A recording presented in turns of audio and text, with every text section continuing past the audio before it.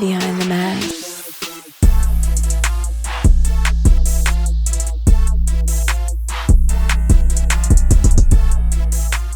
What up, my boy? What's good, family? Another day in paradise. You know what it is. Hey, man, I would love to say we inside of the lounge, but we're actually not. We had to bring this thing on the road. Yes, indeed. Yes, indeed. Because we got some legends in the building today. Yeah, man, we got a legend. We got another legend. And we from the same crib. But let me get right to it, though. Our next legend, he's blessing the stage with us this evening. Football legend who made his mark as the all-time leading wide receiver for the University of Georgia, better known as them Dogs, where he set multiple records for receptions, yards, and touchdowns. Following a short stint with the Atlanta Falcons, he dominated the Canadian Football League, earning 5 CFL All-Star selections and a spot in the Winnipeg Blue Bombers Hall of Fame. Okay. He don't found his way inside of the Georgia Sports Hall of Fame. Man, we got some privilege right in front of us right now, like some real deal stuff. Now a dedicated coach and mentor to a lot of kids in the community, became the head football coach at Mount Vernon High School here in Atlanta, Georgia, where he continues to inspire the next generation of athletes with his leadership and more than any other guy who I know, his expertise. It's one thing to know it, but it's another thing to teach it. BTM, let's welcome Terrence Edwards inside of the Mobile Lounge. Appreciate y'all having me. That was an introduction for you right indeed. there. Man. Ready to come back out That the was summer? I know, right? I got my helmet right here Yes, waiting yes. just to get some passing. Ready to go. I haven't played in a while, but I think I can go give you about a couple plays in the red zone, score some touchdowns. Yeah, we don't pull that 9 route off of you. Them hamstrings ain't like they used to Hey. be. You ain't running past nobody. no Nah, more. red zone threat. That's all it is. Red zone. That's all I need. Score a touchdown. I can run a post corner. I can do that all day in my sleep, but that's about all I got in me. Hey, bro, I'm gonna jump right into it. You know, hell of a career, and you accomplished a lot of things. But your immediate impact right after the game was so different than I've seen from a lot of other guys. You quickly became engulfed inside of the community and started to pursue a coaching career. What made you, or what motivated you to go inside of coaching to be able to help these younger kids today? Truth be told, the hardest thing for us athletes, especially professional athletes, is trying to figure out what you're going to do when you retire. That is the biggest thing. And I knew I wanted to continue to stay close to the game. And then once I retired, I gave myself a year to really understand, like, I want to recharge, re-energize, then I'm going to get back into it. So I sent home thinking, like, I have too much knowledge up in this brain and have acquired too many things that I've achieved in my life. I can't keep it to myself. So that's the reason I started doing what I was doing, because I just think it was selfish of me to be around such great coaches, such great people, and they've instilled in me a lot of the things that I instill into the kids today. I've been selfish to hold it to myself. So I decided to start the Terrence Edwards Wide Receiver Academy, along with getting into coaching, just to give back to the youth, because I know that I had people that I looked up to, one here to my right, we all know from the same hometown, on the same high school team. So there's guys like Takeo and my brother that I looked up to. So I had to do the same thing. So I had to pay it forward to the younger generation as well. That's why I got into it. And this next set of questions is powered by our friends at Essentially Sports. As UGA's all-time leading receiver, what was your most memorable moment playing for the Dogs? I'm gonna give you two. If you don't know me, I've never played receiver in my life until I got to the University of Georgia. I was a quarterback. I heard you were a phenomenal basketball player too. As a basketball player, people that watched me grow up just thought I was going to be a basketball player as well. So I never played receiver until I got to the University of Georgia. I was a quarterback in high school. I was Takeo was a senior. I was a freshman. I was the third string quarterback on that state championship team. So my very first game, I started against Utah State in 1999. Not playing a position. I went through spring practice. I went through summer practice. But I had 10 catches, 198 yards, and 2 touchdowns. God. In my very, very first game, very first catch was a Quincy Carter, checked off to a fade. My very first touchdown was like a 40-yard fade for a touchdown. Man, second game, against South Carolina, okay, tougher opponent. Don't know what I'm doing whatsoever. I'm just out here playing. I love ball. Hold on, was the Utah, you say Utah State? Utah State. Was that the first game of the year? Very first game of the year. Okay. Very first game of the year. Came out ball. Second game against South Carolina, SEC opponent, I had 9 catches for 97, 2 touchdowns. I said, man, I'm about to win the Heisman. This is easy. This is easy. Let alone got tougher throughout the season, but those 2 games, just because those were my first 2, and then just to end my career at Georgia against Florida State in the Sugar Bowl, coming off at that time, one of Georgia's best seasons. We finished 13-1. Finished the season with 1,000 yards, the only receiver in Georgia history with 1,000 yards, and ended that game with a touchdown catch as well. So probably my first game and my last game is the 2 games that I remember the most. You don't remember Ole Miss that year in '99? I know y'all beat it, but yeah, I scored a touchdown in the game. I scored a touchdown. Well, we beat y'all this year though. Yeah, y'all did. We talking about back then too. Yeah. What's your record against us in your playing day? All right, what's the next question? 0-2. Matter of fact, 0-3. There we go. See. Did we win that one? You weren't down. That was 96. I think we got one. No. I remember Robert busting an 80-yard touchdown at home, and John Neighbor is on the other side. Yeah, and, Hines got a long one. Yeah. So he got hooked at the 1 yard line. Yeah. Well, we see some, Well, yeah. Anyway, next question. I ain't got no wins. Despite leaving Georgia as, at that time, the best wide receiver, when you look at just stats-wise, the disappointment came undrafted, short stint with the Atlanta Falcons. I'm sure it had to be frustrating. But what inside of you at that time what pushed you to even consider the CFL and to go up there and start setting records and become one of the greatest of all time when you talk about CFL wide receivers? So that was, doing what I did in the SEC, one of the best receivers to ever come out of this conference. 25 years later, I'm still in the top 10 in catches, yards, and touchdowns. Nice. Still after 25 years, 20 years later. And there was no way that I thought, that my name's not gonna be called in 7 rounds. There's not 30 receivers better than me. Right. So that was a really disappointing time in my life. But that didn't define me. Went as an undrafted free agent, just like Takeo said, made the Atlanta Falcons 53-man roster as an undrafted free agent. Beat out some of the guys that they drafted. So, going undrafted, I would love it. Every year around April, it comes back like, man, there's no way that I shouldn't have got drafted. But I look at it just like what my life would have been if I would have got drafted. Mm-hmm. So I really don't go back and dwell on it, because what if I'd have been a 10-year All-Pro? I don't know if I'd have started my Terrence Edwards wide receiver academy. I don't know what I've done with my life. So I think God put me on a path that we're going to take you another path.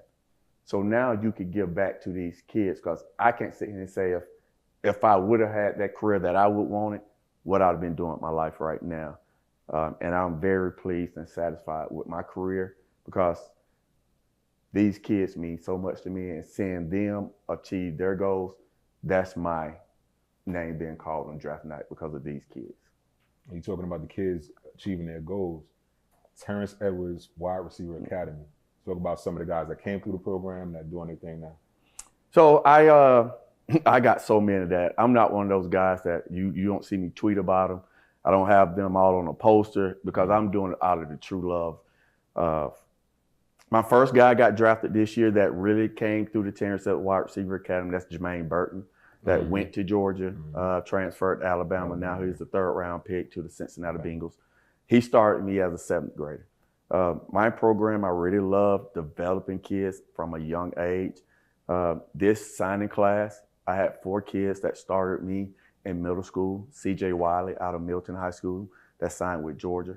Travis Smith Jr. out of Westlake High School signed with Tennessee. Josiah Medulla out of Woodward signed with Virginia. And Damari Witherspoon out of Paulding County, tight end, signed with Cincinnati. So that's my joy right there. Getting text messages like, Coach, I appreciate everything you've done for me to get me to this point. That is what brings me joy in my life. And seeing those kids play on Sundays and Saturdays and Fridays, like, I know the grind that they put into it. I'm just so happy that I was just a small part. I'm not one of those guys that try to take credit for these kids. I'm just a small part of their development. That's how I tell myself, and I tell them, you did it. You had to go out there and perform. I just gave you the tools. With knowing that you gave them the tools, I've seen a lot of the kids walk away even from your program, and you can just see they've been blessed with so much wisdom. But now you can officially say you've been trained by an SEC legend. That is true. Yeah. How does that make you feel, knowing that we knew it as your peers, but now it's titled and it's ingrained in every time somebody says your name? So I always talk about this, and I'm glad you're like, my NFL career was short 2 years, but I had a great 9-year career in the Canadian Football League. You played 15 years, Antonio, you played 10 plus years, and don't matter how much money we made playing this game, as y'all know, it can be taken away from you in a split of a second, right? I always talk about memories that we created, right? So now, I don't care what happens in my life, you cannot take this away from me. I'm an SEC legend. That's behind my name. That's on my resume. And even though I'm not playing anymore, my resume is still being built. And this is just another notch on my resume that I'm so happy and grateful for, because you've known me all my life, Antonio, you've known me for a little while. The hard work that we put into this game, we all like to be recognized for the work that we put in. So I'm just happy and honored to be a SEC legend. I tell you this, I don't like people that I grew up with doing stuff that I can't do. So Takeo already being in this club, I can't let him one up me. So he's in, I'm in it too. I'm in it too. And that's the crazy thing, man. It's like people, you said a mouthful, but I'm gonna try to break it down. Like, it was Robert first, Robert Edwards.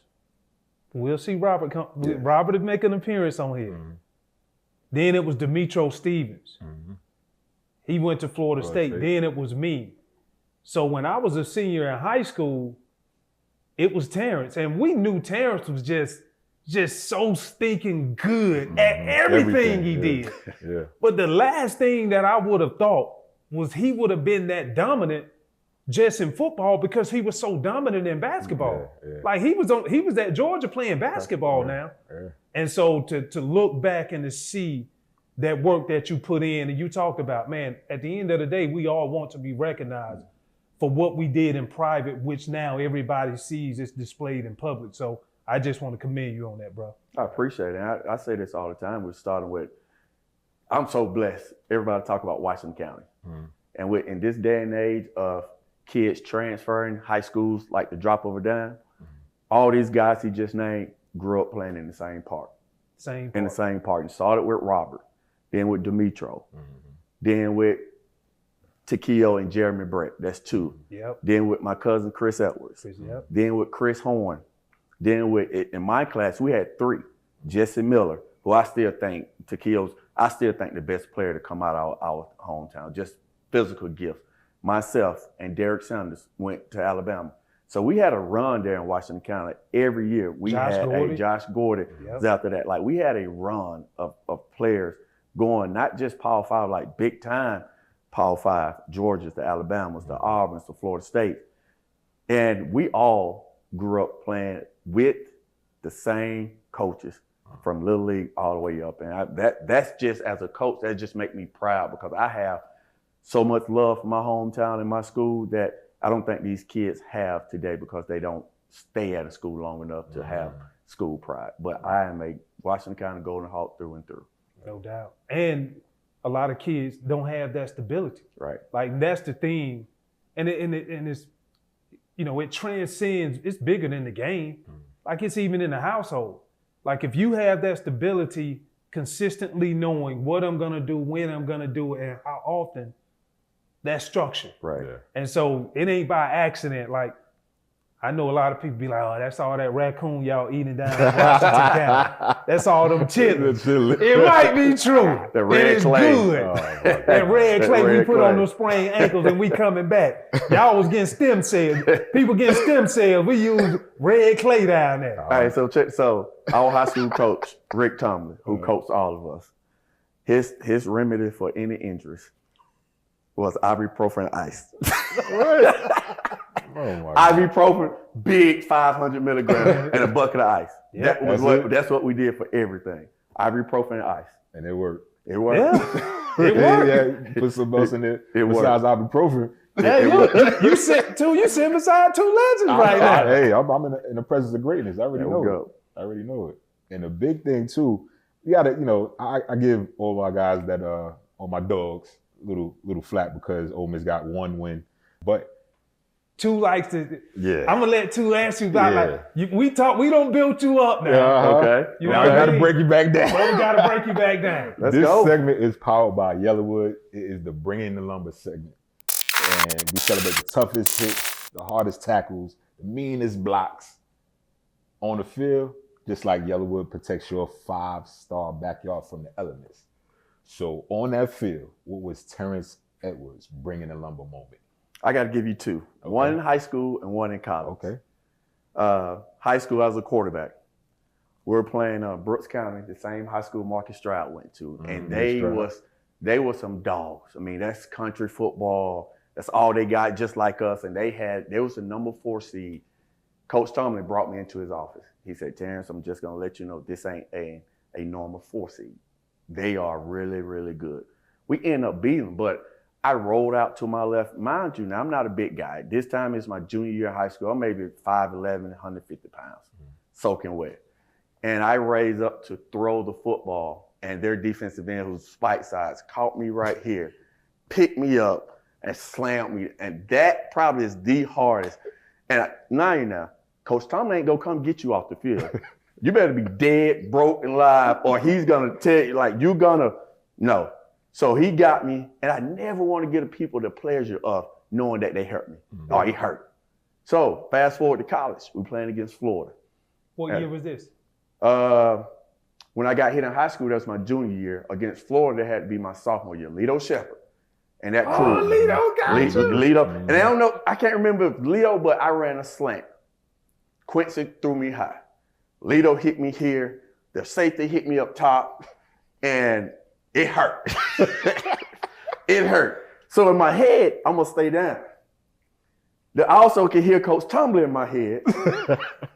Get up. Then I can hear them say, we're going to hurt that bleed, bleed, bleed, bleed. Oh, no, you ain't hurt me. I got up, ran to the sideline. I ducked behind everybody, took a knee. Oh, boy, he got me. But I wasn't going to get them the satisfaction, that, especially when they said, oh, we got him. No, you didn't. I jumped up, ran off there, but it hurt. They got you? Yeah, they got me. Did you catch the ball, though? No. He left the best part out. You dropped the ball. Yeah, I did. It wasn't a dry. It was boom, boom, boom, boom. They separated. And they all standing over me. We gonna hurt that one. No, you did. I got up, ran off, but I ducked. Oh man. I ducked when I got to the sideline. I got on one knee and it took a couple seconds. So those are the two hardest licks that I've had in my career where I want to stay down on the field. And just my head coach in high school didn't allow you to stay down. You better be dead, broken leg or something. You was hearing Coach Tumblin's voice in college. Yeah. Because he ain't coming to get you. Yeah. He ain't getting the red dirt on you yet. Yeah, he ain't. If he come out there and get you, you better be hurt. Yeah. He better be hurt. So there ain't no such thing as you running off the field. Yeah. Oh, no. No. So those are the two hits that I took that made me question football a little bit. I ain't mad. Yeah, made me question football a little bit. So looking at you, you got a plethora of knowledge that you gained from college, also from the pro side, whether or not if it was your time in Atlanta or the CFL. What has been some of the takeaways that you've learned throughout all of your life lessons that has propelled you to where you are now and why you're succeeding? I tell my kids all the time, man, football is the greatest team sport out there. And just some of the life lessons that I've learned, and the biggest one, I'll tell you the story. The biggest one is being on time. It's being on time. Yeah. Undrafted free agent. I don't have a big signing bonus. But as a rookie, I gotta go get the chicken for the plane. Oh, I'm new to Atlanta. Yeah. Your boy Jerron Bolden tried to give me a shortcut to the airport. I know the shortcut now because I've been living here for 15 years. But then I'm new. So I'm late to the bus. Ooh, did they leave you? They didn't leave me. Oh. Dan Reeves, God rest his soul, did not leave me. But I'm telling you, I'm flying down 85 going to the airport in my suit. My air is blasting. I'm sweating ball. I'm sweating ball. I'm like Jeff Garth. I'm flying through Atlanta. Man, once I got there in park and got on the bus, first thing I said, man, that's the most expensive bucket of chicken you gonna buy in your life.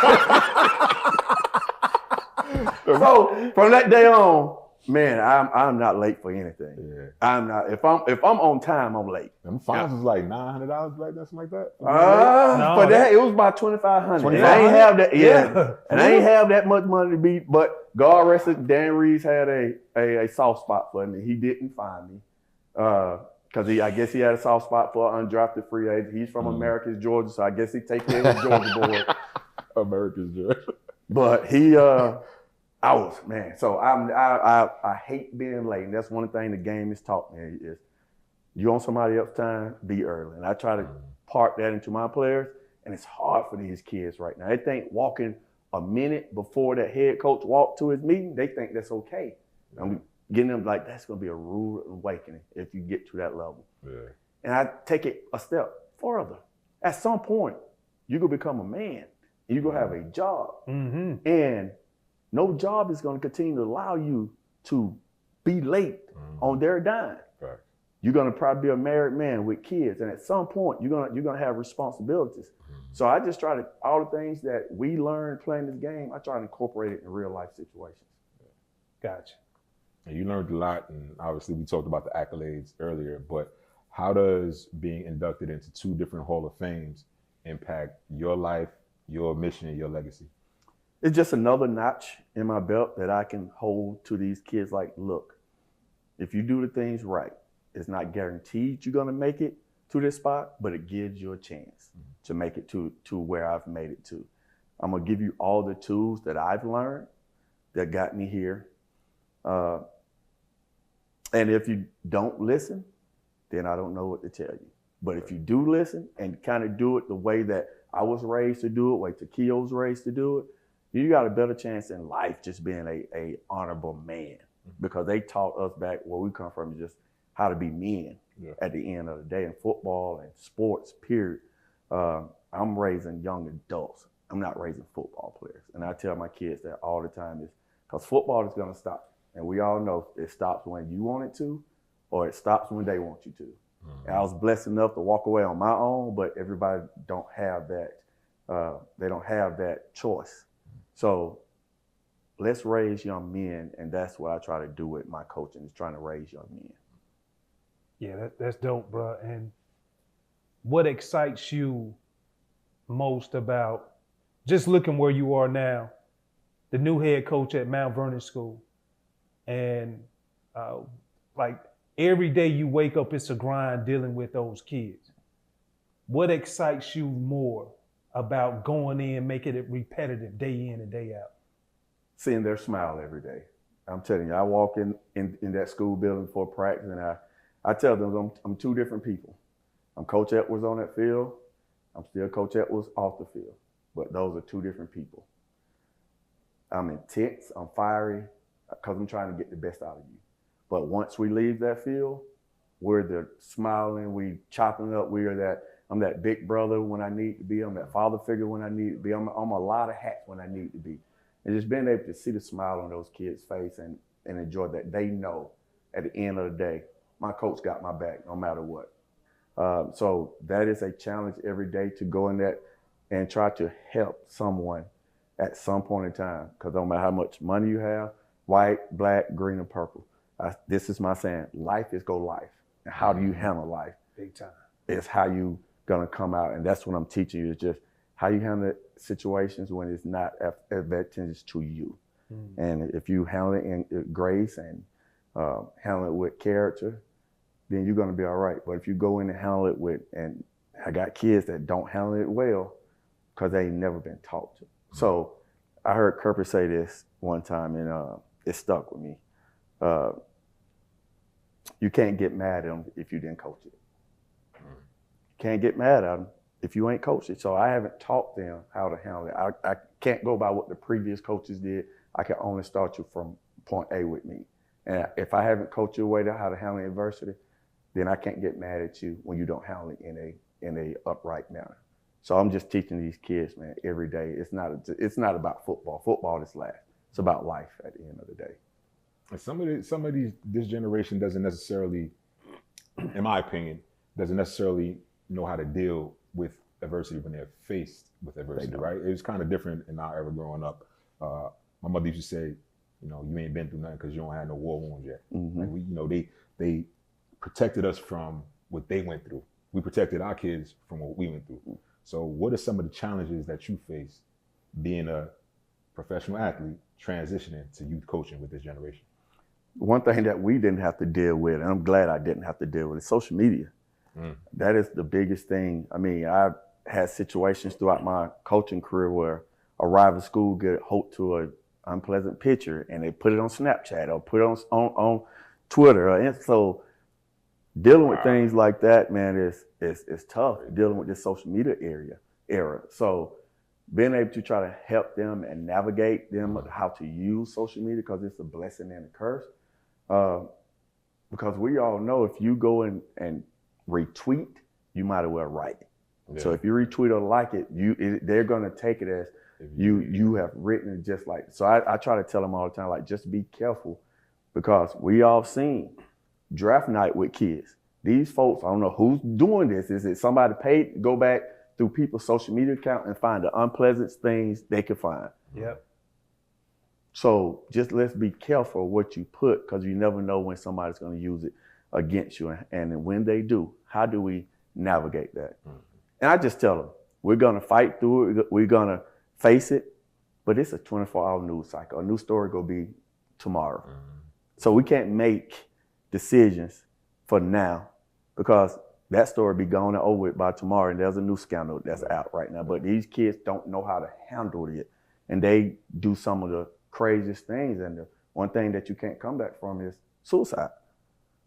So we just try to help them navigate through it and let them know tomorrow to be somebody else.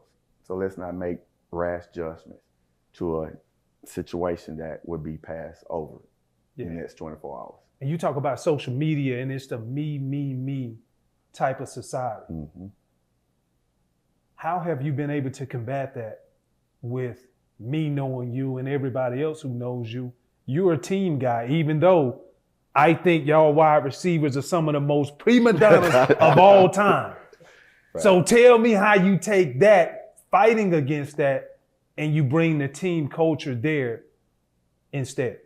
So one thing I always say, and you know that, I've never seen a bad team win off-season awards.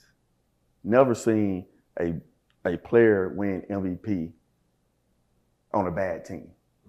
So if we can combine all our individual goals, and we all should have individual goals, but if we combine our individual goals into a team concept, and if our team do well, you will earn the praise that you're looking for. So I just try to tell all my kids that you need others for you to be successful, because none of us did it on our own. We need 10 other players out there to help us achieve our individual goals, then achieve team goals. But it's hard out there trying to, not look at me mentality.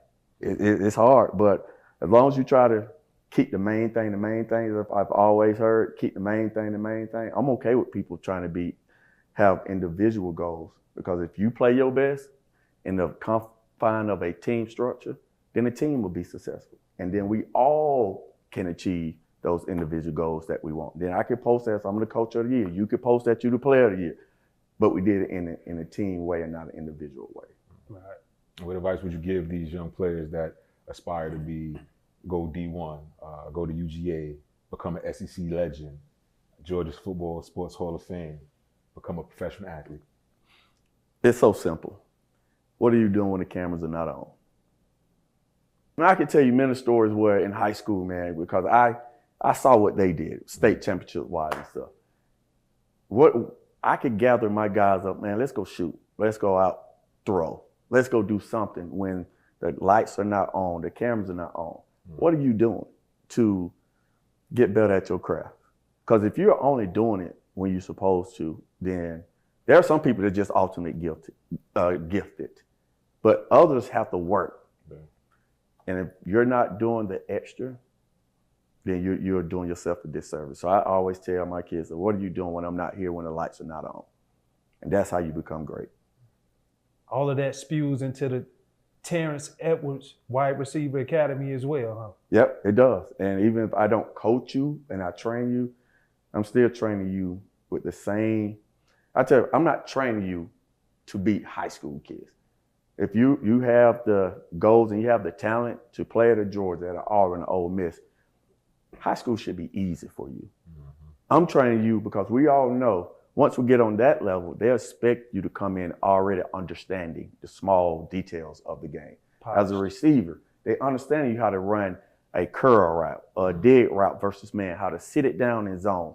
How just a small thing is, I tell people, you have lying eyes. That means just turn your head slightly. That's going to get the DB eyes to turn. Now we can run that post corner back up top. Mm-hmm. Like those little small things of the game that I'm teaching you. And these schools are already thinking, and they don't have time to teach that to you because they're not truly developing, because they don't have time to have that 20-hour rule in college. So they, in that little small span of time, it's so fast. College practice so fast. So I'm teaching you not to already be developing those areas of the game once you get there, and that's how you get on the field fast. I can't help you with the playbook. That's all on you. Yeah, I know that. But the small parts of being a true wide receiver and understanding the nuances of that position, mm-hmm. I can teach you, and you can already have those tools once you get on campus. Last question before we let you go. Who is Terrence Edwards behind the mask? I'm a baby brother of Robert Edwards and Anthony Edwards. I always tell people that my hero lived down the hall from me, as in Robert. I am a person who studies people, and I studied him as a young kid growing up. I watched the way he worked as a senior, and I was a freshman, and I mimicked people. In my basketball game, I watched everybody when I went to camp. I'm going to take small parts of their game and put it in mine. Small part that I took for him is how he led our team when I was a freshman, how he led from the front and with his words and with his actions. So I developed my leadership the way he did it. So I am a person that's continued to grow as a man, as a person, as a coach. And I think my calling is helping kids. That's my calling. That's why God has put me in a position that I've been in, because he's now giving me the tools and the vessel to help these young kids achieve the same goal that I was at a few years ago, 25, 26, 27, 30 years ago. But I was there watching Greg Minor, another legend from my hometown, watching him become a pro. And I wanted to do the same thing. So by watching and learning, form and shape Terrence Edwards. Yo. Shout out to Waco, man. Waco in the building, baby. Indeed. Born and raised. It is. Well, born and raised, Golden Hawks. All the success, bro. We know much more success is to come. We appreciate you going behind the mask with us. Took a little time, but we got you there. You know what I mean? Too long. But you here though. I'm here now. Yeah. Now I can stop complaining. official, I can right. stop complaining. And every time I see Tu and every time I see Takeo, I can stop complaining about when I'm coming on the show. I'm here now. I'm happy. I appreciate you all.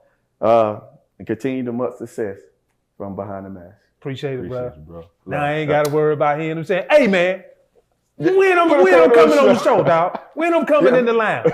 You here now, my brother. Appreciate it. Congrats. Behind the mask.